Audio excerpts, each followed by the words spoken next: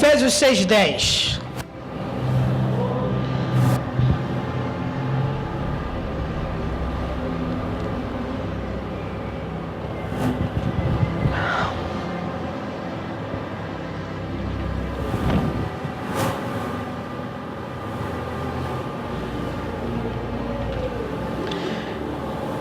Eu confesso aos irmãos que hoje eu passei o dia estudando aqui na igreja, pelo menos a parte da tarde, estudando esse assunto que é de extrema importância para as nossas vidas.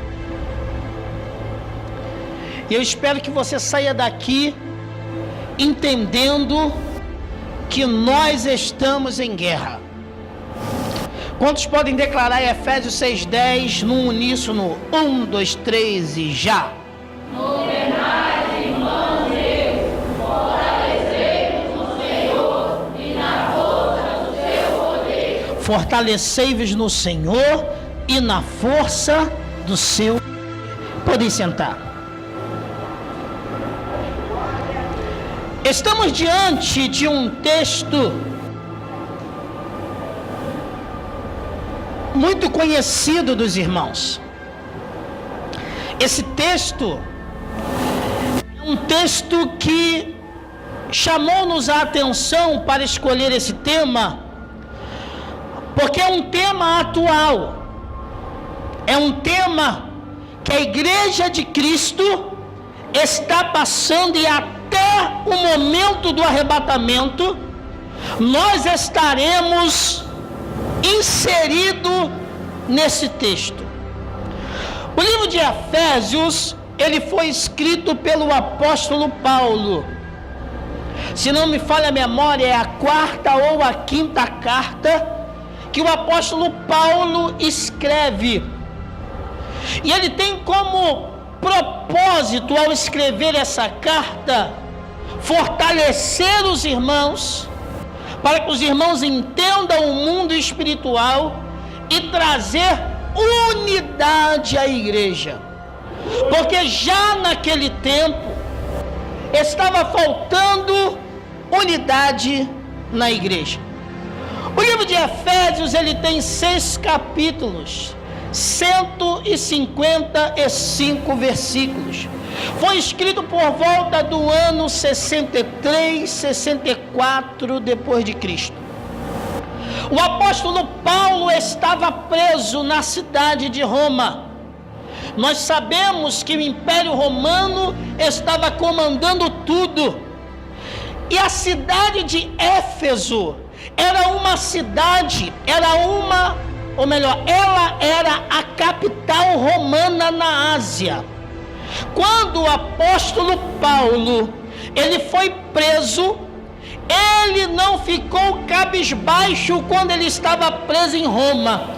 Ele aproveitou a oportunidade de estar no centro do mundo, que era Roma, e foi pregando a palavra de Deus e direcionando suas cartas para o mundo todo. E nessa situação, ele fala a cidade de Éfeso, como disse, a capital romana da Ásia. Esse capítulo em si, ele nos chama a atenção, porque você e eu temos que entender que nós estamos em guerra. Nós estamos em guerra contra o diabo, que anda ao nosso derredor, procurando a quem possa tragar, como disse Pedro. Mas graças a Deus, que maior é o que está conosco do que o que está no mundo. E com a ajuda do Espírito Santo, eu quero nesta noite pregar esta palavra a você, para que você saia daqui entendendo que o diabo não é qualquer um. E com o intuito, não quero aqui, o meu objetivo não é fazer você sair daqui desesperado, desesperada, sabendo que o diabo pode trabalhar. Mas é você entender que para que você ganhe essa guerra, você tem que conhecer seu inimigo. Pois bem, toda guerra, para ser travada, faz-se necessário que você conheça o seu inimigo, as fragilidades, seu ponto forte, seu ponto fraco, qual armamento bélico, qual arma de guerra esse inimigo tem, para que você possa atacar ele naquilo que ele é mais fraco e ele fique vulnerável. Não é diferente no mundo espiritual. Satanás, o nosso adversário, te estuda, me estuda. A Bíblia diz que ele é mais sábio que Daniel. Ele conhece as tuas tendências. Ele sabe como você é frágil em determinadas áreas, e aí ele tenta de todas as formas fazer com que você peque na sua fraqueza. Mas eu tenho uma notícia para você nessa noite: se você pecar, tu tens um advogado diante do Pai. Hura mandará bachuri cantarébia. Quem é o nosso inimigo? Quem é Satanás? A Bíblia nos relata em Ezequiel capítulo 28, do versículo 12 ao versículo de número 17, que Satanás, antes de cair, ou seja, Lúcifer, antes de cair, ele era aferidor de medida. O que significa isso? Aferidor de medida. Na língua hebraica, aferidor de medida está relacionado a 3 palavras: poder, esplendor e formosura. Isso significa que se nós voltássemos no tempo, se nós voltássemos antes do diabo cair e chegássemos para Deus e falasse: Senhor, nos mostra algo esplendoroso, nos mostra algo poderoso, nos mostra algo glorioso. Deus falaria: olha Lúcifer, ele tem todas essas características, porém quando ele se rebelou, ele perdeu a sua glória e o seu esplendor, mas não perdeu o seu poder. E é balela, porque eu aprendi isso e conversava com o pastor Jeremias. Eu aprendi um jargão que a Assembleia de Deus tinha: tudo é força, mas só Deus é poder. Satanás não tem poder. Tem. Ele tem poder. A Bíblia diz que ele era conhecido nos céus como querubim ungido. Diga, querubim ungido. Não tem. A Bíblia não fala assim, ó, querubins ungido. A Bíblia fala querubim ungido. Ele era único. Não tinha no céu nenhum anjo semelhante a ele. Para você ver que ele era poderoso, a Bíblia diz no livro de Apocalipse, capítulo 12, versículo 4. Abre aí, Apocalipse, capítulo 12, versículo 4. A Bíblia nos fala que ele levou com ele a 1/3 dos anjos. Irmãos, nós estamos falando de um regimento de milhares e milhares, de miríades e miríades. Ele levou consigo, ele convenceu através do seu poder, da sua magnitude, ele convenceu 1/3. E a sua cauda levou após si a 1/3 das estrelas do céu e lançou-as sobre a terra. E o dragão parou diante da mulher que havia de dar à luz, para que, dando ela à luz, lhe tragasse o filho. Essa referência bíblica está falando de Satanás e seus demônios. Ele não é qualquer 1. Você precisa entender, irmãos, que seu inimigo, ele milita dia e noite para te destruir. É por isso que nós devemos estar preparados para a batalha.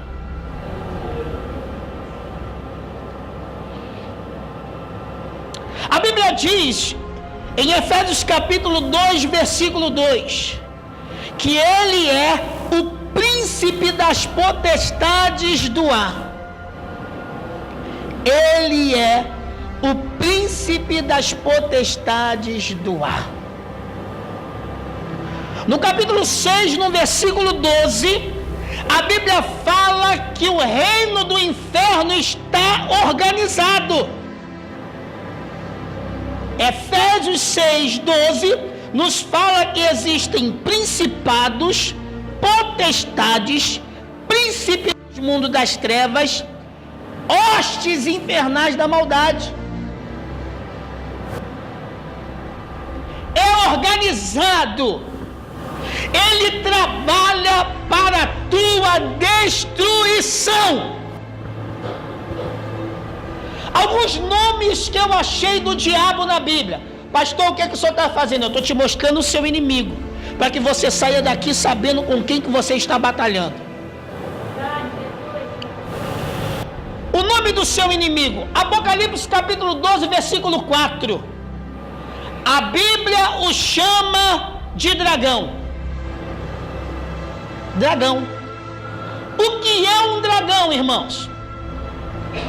A definição grega para dragão é o seguinte: patas de leão, asas de águia e cauda de serpente. Isso é um dragão. Patas de leão, asas de águia e cauda de serpente. O que isso significa, pastor? Isso indica força, agilidade e sagacidade. Ele não é qualquer um. Muitos antes de nós pereceram nos seus ardis, porque não vigiaram. Mas eu quero crer hoje que você vai sair daqui pronto para batalhar com o diabo. O segundo nome que eu acho na Bíblia está em 1 João capítulo 5, versículo de número 19. A Bíblia o chama de maligno.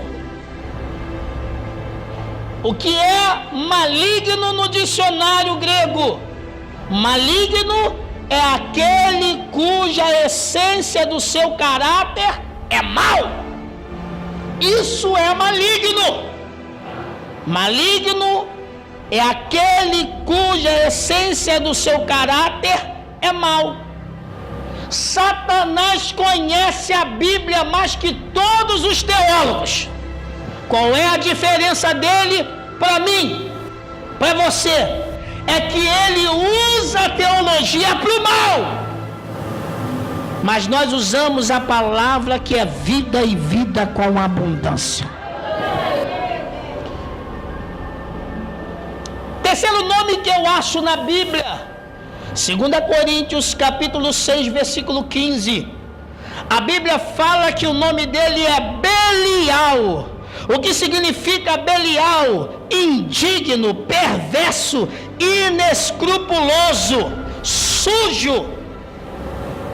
É isso que o diabo é, sujo. Não pode ver ninguém na santidade que ele quer macular.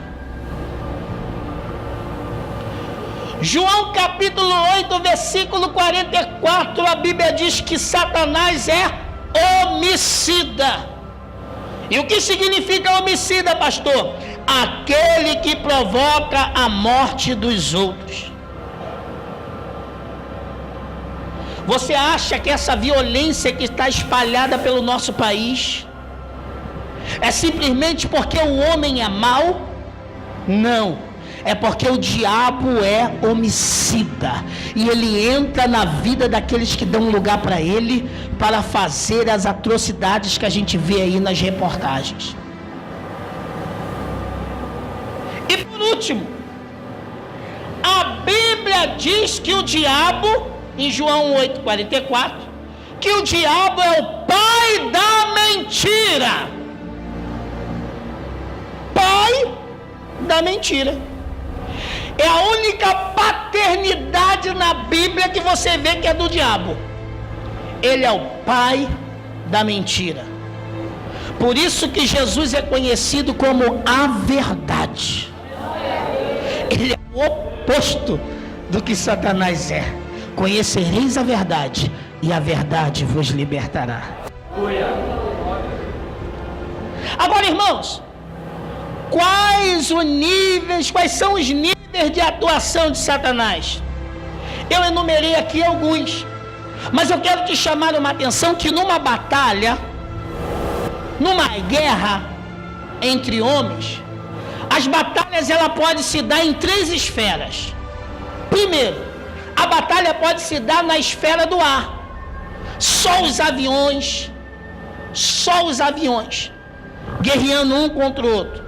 Ou pode ser terrestre, os exércitos, os fuzileiros, a infantaria brigando por algum território.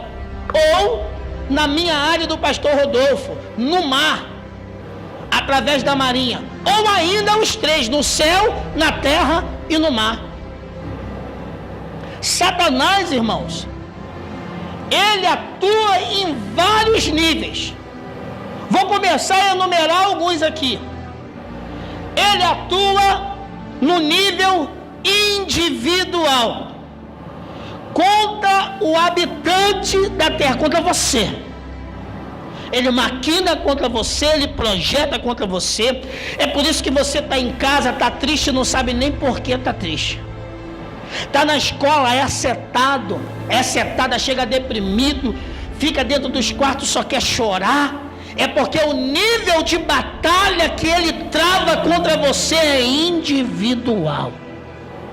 E aí nós temos que fazer o que o pastor Jorge Freitas pregou aqui ontem: convidar a Jesus para entrar na minha vida. Não adianta ser religioso, não adianta ser só frequentador de culto, tem que ser servo de Deus. Segundo, ele pode atacar no nível coletivo, tua família, contra a igreja, contra o corpo de Cristo. Você acha que problemas na igreja é só porque o irmão é louco?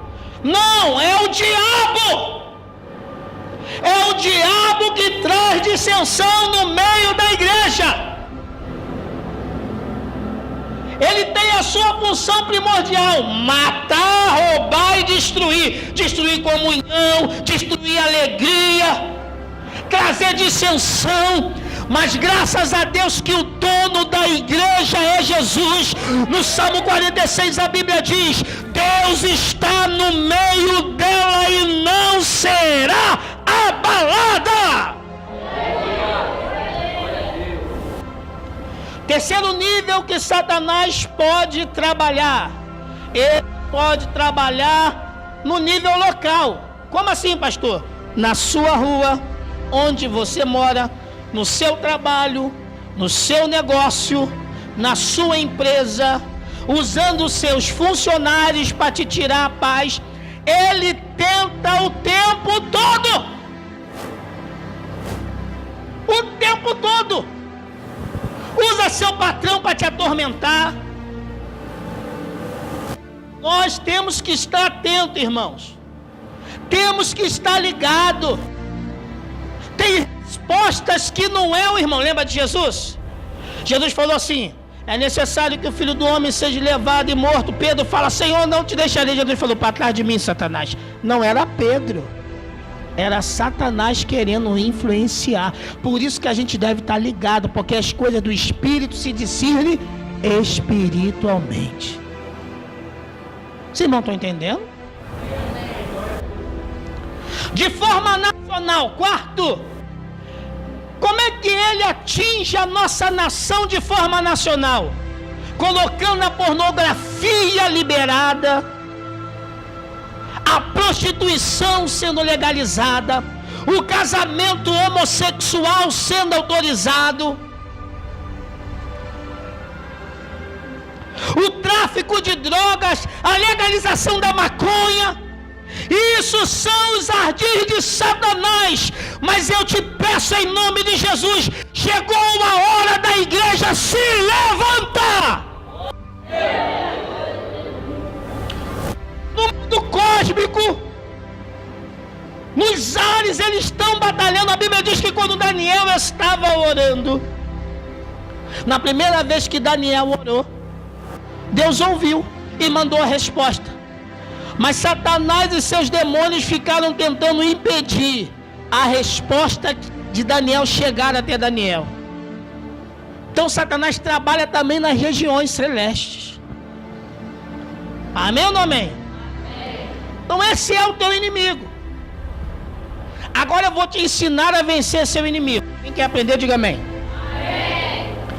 3 fatores. Diga comigo, 3 fatores fundamentais para vencer o inimigo. Escute. Numa batalha convencional,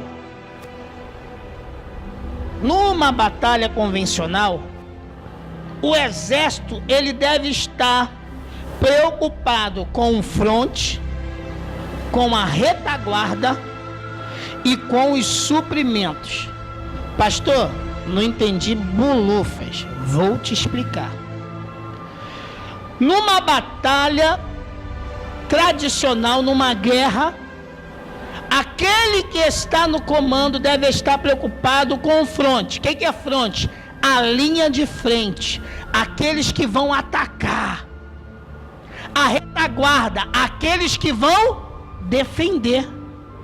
E suprimento. A comida, a água, o óleo. Tu já imaginou? O caminhão está andando para conduzir os soldados, de repente acabou a gasolina.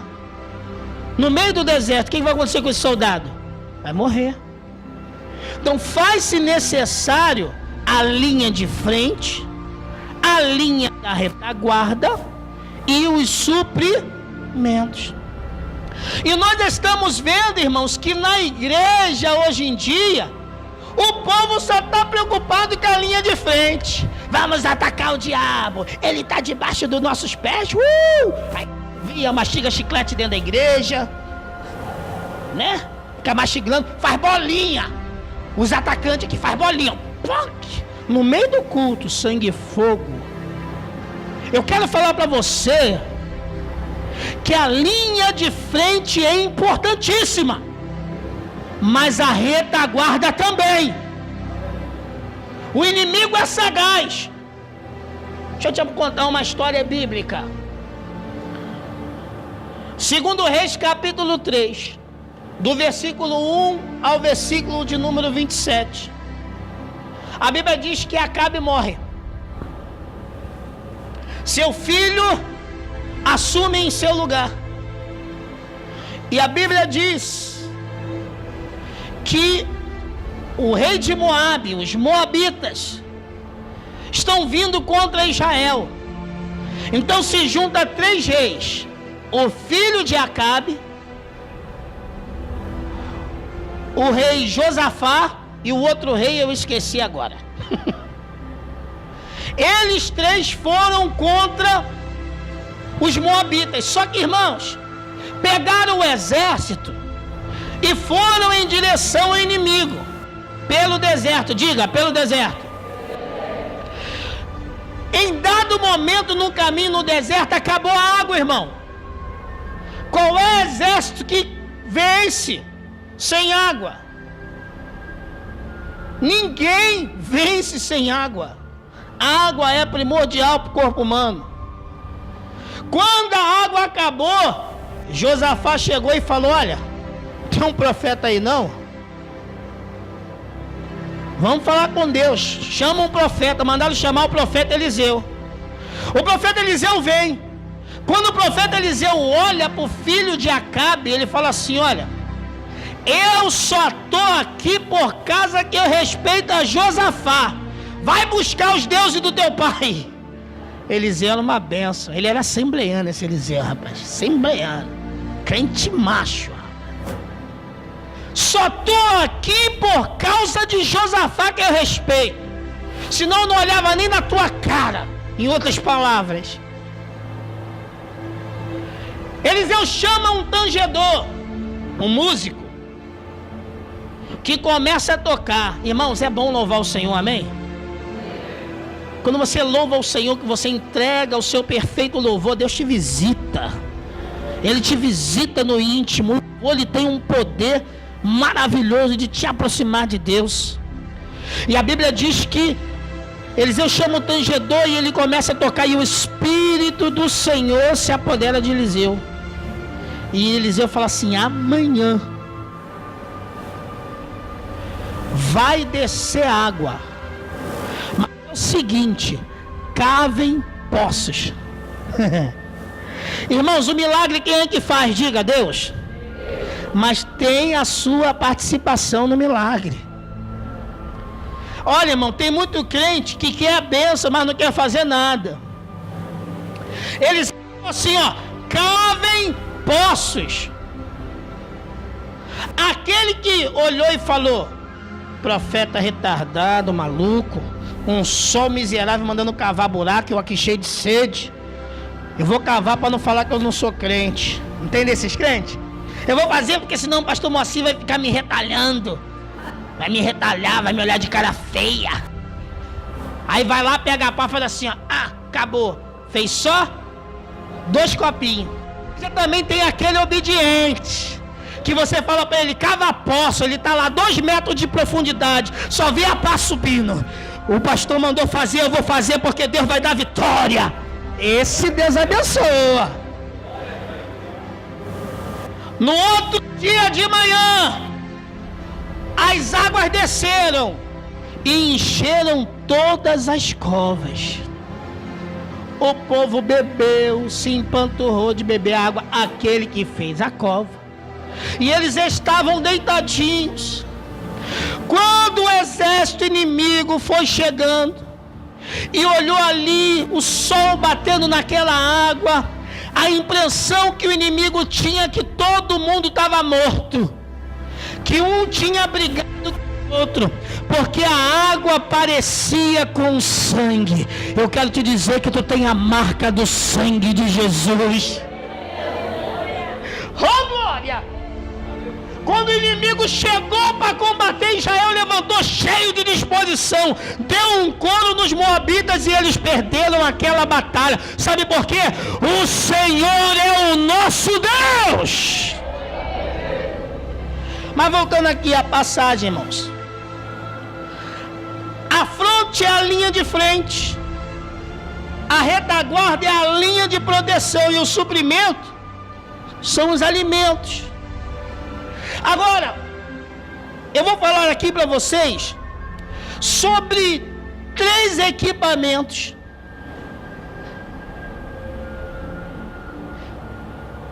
Três equipamentos. Não vou falar mais, dá para falar mais. Alguns equipamentos que você deve utilizar para a batalha contra o diabo. Diga, primeiro, contra o diabo, eu usarei a palavra de Deus. Ah, meu irmão, crente que tem Bíblia não perde batalha pro diabo.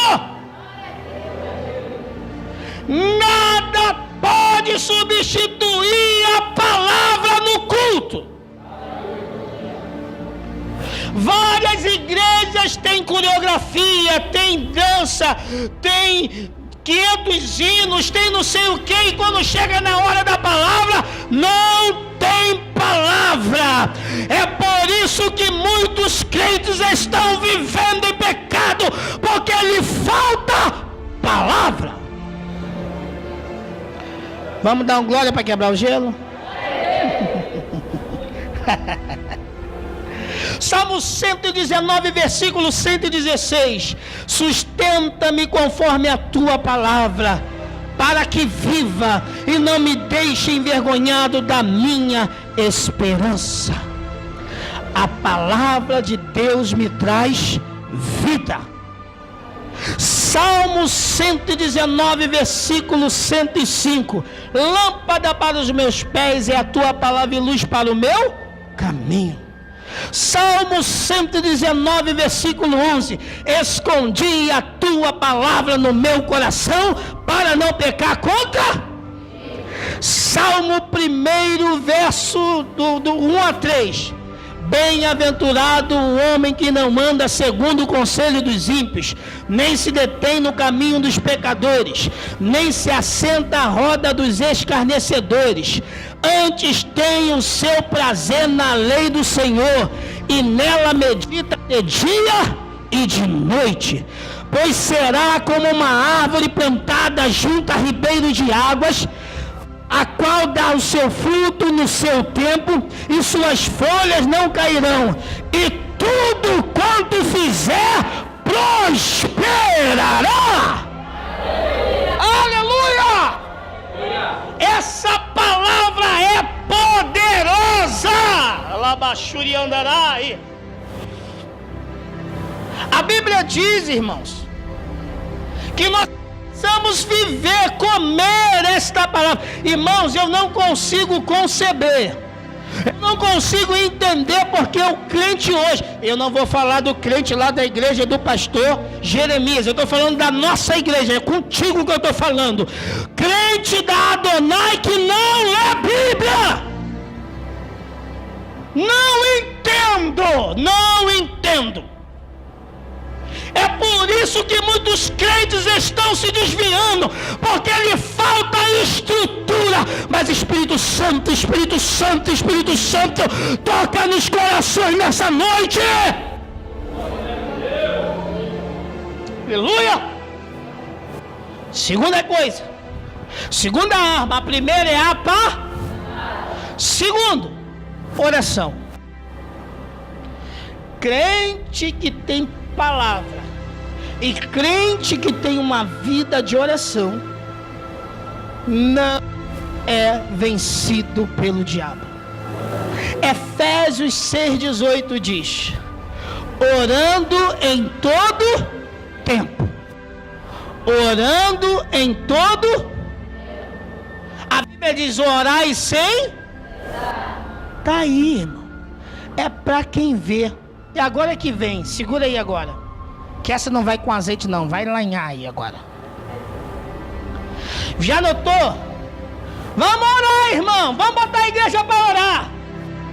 Todo mundo de joelho, Aí ajoelha. 5 minutos depois já tem uns 7, 8, 9, 10 sentados. Porque não consegue orar. 5 minutinhos. Faz esse teste lá na Missões, porque aqui eu vejo direto. Bota para ajoelhar. O crente tem dor nos quartos, na sala, na cozinha. Não consegue dobrar o joelho. 5 minutinhos não consegue. Ah, pastor, o senhor entende, eu posso orar em pé, eu posso orar sentado. Crente toma vergonha na cara. Chegou a hora de nós dobrarmos o joelho e chorarmos na presença de Deus para pedir misericórdia a Ele. Naramachuri cantaramanai. Terceiro armamento, escudo da fé. Efésios 6,16. Escudo da fé. Tem crente que não crê mais em nada. Fica na igreja, irmãos, olha, o poder está caindo, aí fica assim, ó.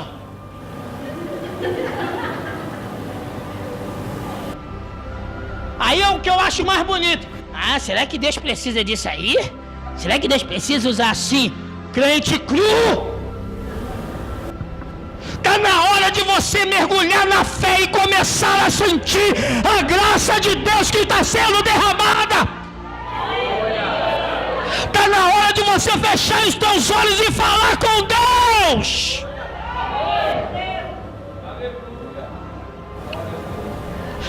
Timóteo capítulo 1, versículo 12, o apóstolo Paulo fala assim: eu sei em quem tenho crido, você sabe? Então por que tu murmura? É bonito, fala comigo, é bonito fazer isso. Eu quero ver viver na fé, irmão. Chegou a hora de não sermos falantes, temos que cumprir aquilo que falamos diante de Deus. Jesus conta com você, com suas imperfeições, você precisa viver na fé, a fé que está nele.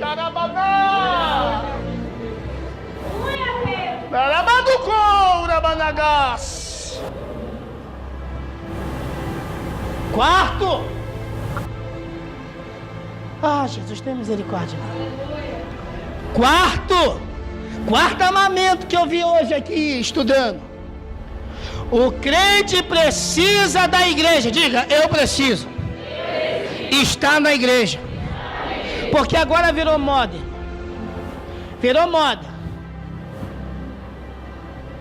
Da onde você é, pregador, pastor Frank?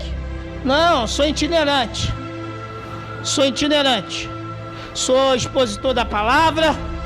Não estou subordinado a ninguém. Aqui não prega. Ovelha tem que ter pastor. Soldado não comanda soldado. Numa guerra não é comandada por soldado. Deus levanta os seus generais. Estamos criando uma fábrica de monstros. Pessoas que não querem se subordinar a ninguém, pastor Jeremias. Querem viver a sua vida regalada, cheios de opinião. Meu querido e minha querida, você está aqui para obedecer à vontade de Deus. E Deus fala com o altar para falar com a igreja. Vamos dar um glória para quebrar o gelo. Temos que estar vinculados ao corpo. A Bíblia diz que Jesus é a videira. Nós somos enxertados na videira. Mas, irmãos, o melhor lugar de se estar é dentro da arca. Vai falar para Noé e sua família, o dilúvio comendo tudão, neguinho gritando, pelo amor de Deus, abre essa porta. A água subindo. Qual era o melhor lugar? Dentro da arca. O seu lugar é dentro da casa do Senhor, congregando, participando ativamente das coisas de Deus. Pastor, eu aprendi assim, meu jeito é esse. Se converte. Na casa de Deus tem normas, e é por isso que Deus levanta pastores, mestres, para estar dirigindo sobre sua vida. Você não viu ontem o pastor Jorge Freitas falar? Quando o pastor Moacir vai lá na igreja, eu prefiro que ele fala porque eu preciso ser apacentado. Eu saio daqui e vou para lá. Eu saio daqui, ouço o pastor. Eu sento ali, ouço o pastor Rudolfo. Ouço o pastor Frank. Ouço o pastor Gileno. Ouço. Tem que ouvir, irmãos. Tem que aprender. Tem que sair do seu eu, que sabe mais, que meu jeito é assim. Na igreja não tem tempo mais para isso. Jesus está voltando. Oh, glória. Aleluia. Vem mais um aqui agora. Segura aí no lombo. Oh, glória. A quinta arma contra Satanás: a unidade da igreja. Queridos, bota aí, irmã Tiffany, Mateus 12, 25. Eu quero que tu leia isso. Mateus 12, 25.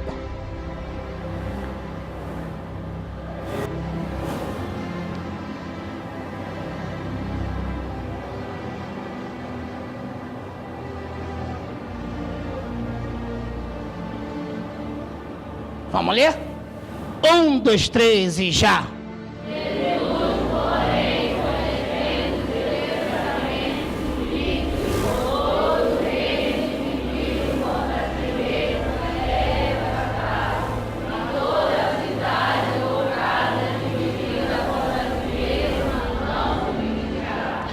Sabe por que muitos trabalhos estão fechando? Sabe por que não há paz na tua casa? Sabe por que não há paz na igreja? Porque todo reino dividido não subsiste. Chegou a hora, irmãos, da gente entender que a unidade da igreja, ela tem que ser urgente. Urgente. Trabalharmos em um só propósito. Trabalharmos em um mesmo parecer. A oração de Jesus em João capítulo 17 foi: Pai, faça, vou parafrasear, faça que eles sejam um, como eu e o Pai somos um. Aqui, irmão, não há lugar, irmão, para individualismo. Aqui é lugar de eu perder para a glória de Deus ganhar. É isso que a Bíblia nos ensina. E para terminar, a sexta arma contra Satanás, 2 Coríntios, capítulo 2, versículo 10 e 11. Segunda carta aos Coríntios, capítulo de número 2, versículo 10 e 11. E a quem perdoardes alguma coisa, também eu, porque o que eu também perdoei, se é que tenho perdoado. Por amor de vós o fiz na presença de Cristo, para que não sejamos vencidos por 11. Porque não ignoramos os seus. Quer ter vitória? Ame e perdoe. Sabe por que, irmãos, tem um bando de crente na prova? Porque não ama e não perdoa. Sabe? O que eu vou falar aqui agora é muito sério.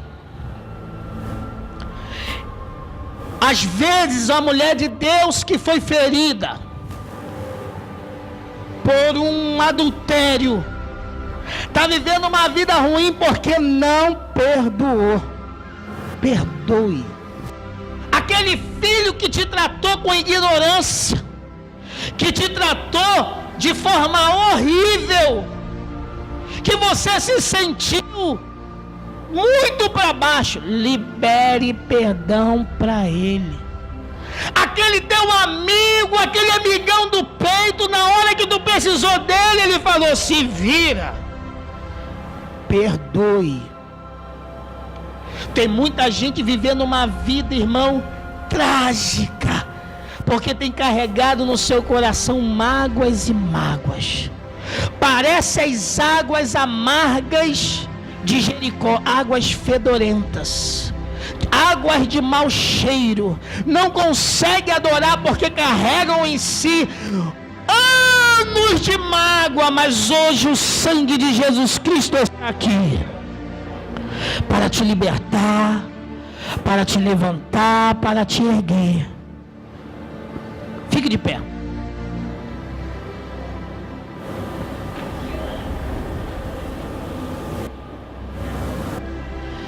Eu termino esse sermão de forma muito simples, te aconselhando o seguinte: sabe quando você tem uma vitória, aquela vitória linda, aquela coisa tremenda, quando você tem aquela vitória que marcou tua vida, algo que mudou tua história, aquela vitória tão sonhada, esteja atento, que Satanás não dorme, e ele só quer que você e eu baixemos a guarda para ele te vencer.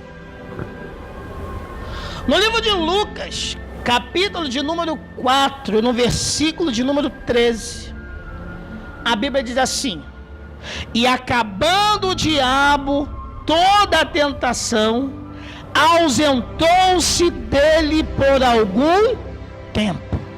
De quem aqui a Bíblia está falando? De Jesus, lá na tentação do deserto. Quantos dias Jesus foi tentado pelo diabo? 40. Só que a tentação de Jesus se deu no final. No final é que o diabo percebeu que Jesus estava debilitado. Jesus estava com fome.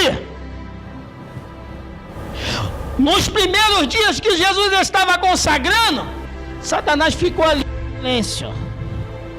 Mas agora, no final dos 40 dias que Satanás ele está te observando. Tu não falta oração, tu está no culto de doutrina, tu está tomando tua ceia, tu é ofertante, tu é dizimista, tu não falta os cultos, está lendo a Bíblia. Mas quando você dá aquela relaxada, quando você baixa a guarda, ele fala, agora eu vou entrar. A Bíblia diz que Satanás viu a debilidade de Jesus e falou, agora eu vou trabalhar. Olha, se tu é filho de Deus, transforma essa pedra aqui em pão. O que é que Jesus queria, irmão? Comer. Jesus estava cheio de rango, cheio de fome. Ele olhou a fraqueza que Jesus estava. Mas como Jesus venceu Satanás? Pelo poder da palavra. Então eu te digo, você que tem recebido vitória da parte de Deus, você que tem recebido as promessas de Deus na sua vida, não baixe a guarda.